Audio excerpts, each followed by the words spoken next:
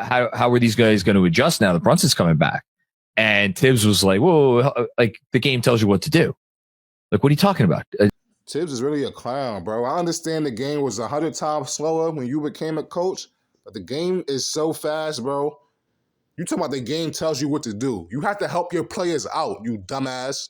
7 points. This is a reaction to J-Mac's video. I have nothing against J-Mac because he actually holds his coach accountable. Because Thibodeau Let's hop into the video. And I say that with all the love in the world. And I mean that as much as a compliment as I do as not. And it's because he comes from the school of Pat Riley. What fucking school is that? The school of aberration? The school of schizophrenia? And Pat Riley, a man who famously once nearly drowned himself in a pool, a little like kiddie pool or something, to show his players how far they had to go, how far they had to be willing to push themselves to become NBA champions. Like everything Thibs is, where do you think it comes from?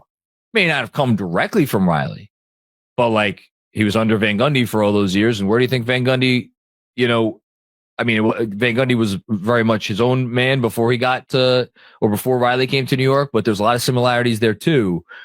And it just all comes down to anything to win.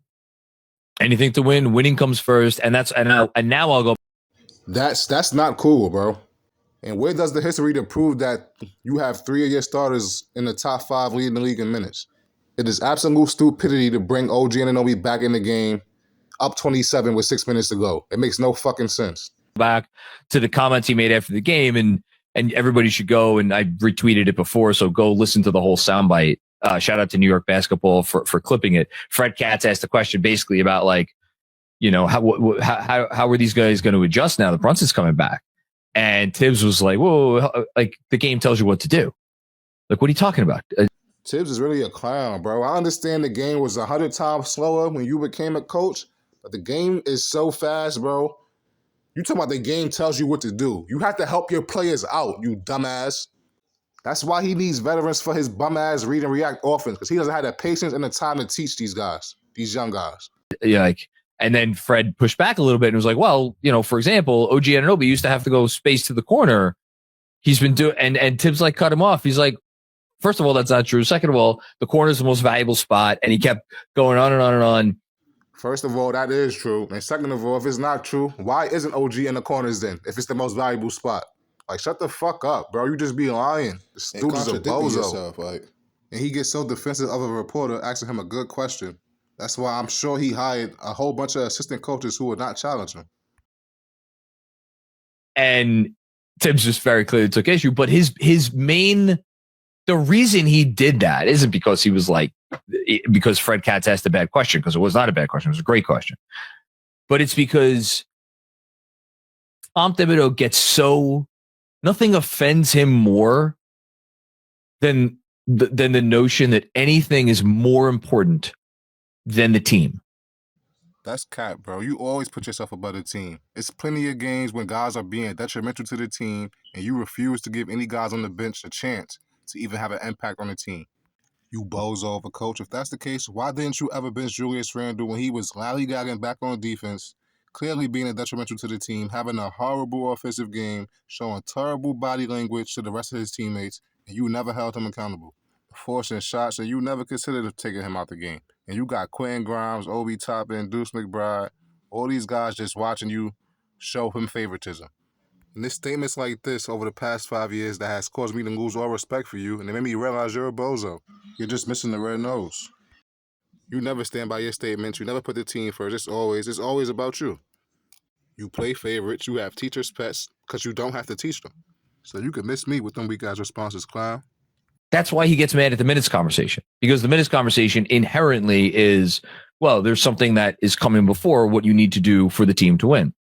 Obviously, other people have different opinions about that, and pushing guys all these minutes, well, indirectly or sometimes directly, may prevent your team from winning. But the point is the same, which is that it's all the man cares about. So he went on this whole thing about the game tells you what to do. It doesn't matter who's back and who's in uniform and who's doing what. Like, if there's 2 on the ball, you make the pass. You know, if you just make the No, bro. Like, everybody knows that. That's such a lazy way of coaching.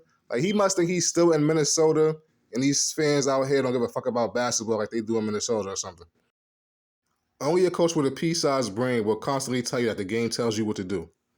You don't need LeBron James, Chris Paul, James Harden, the USA team for that system to be maximized and you not have to worry about an offense like you want to do. right read. Game tells you what to do. And he believes it to his core. And that's why he is now fourth alone on the all-time franchise win list. And no, that is not why. He's fourth because his team has been fucking Basuda forever.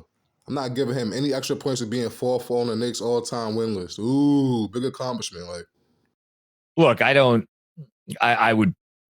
think he's got a Hall of Fame. He certainly doesn't have a Hall of Fame case right now, but I will point out,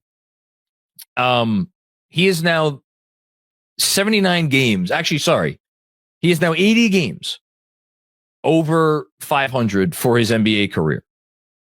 There are only 18 other coaches who are at least 80 games over 500 for their NBA career. Ask Stacks if he gives a damn about Thibs being 80 games over 500 as a head coach. Hell no. What does that mean? He hasn't proven anything. He hasn't taken any rebuilding teams to the next level. He's always had veterans on his teams, and they beat up on our lesser opponents. That's all he does. So I'm not surprised by his record being 80 games over 500. And it doesn't mean shit to me, because we all know his playoff record. He's an average-ass coach that trades his young players for vets because it's easier for the game to tell them what to do. Alright, now smash that thumbs up button. And if you don't, like my boy Rich Payne to say, I never cared.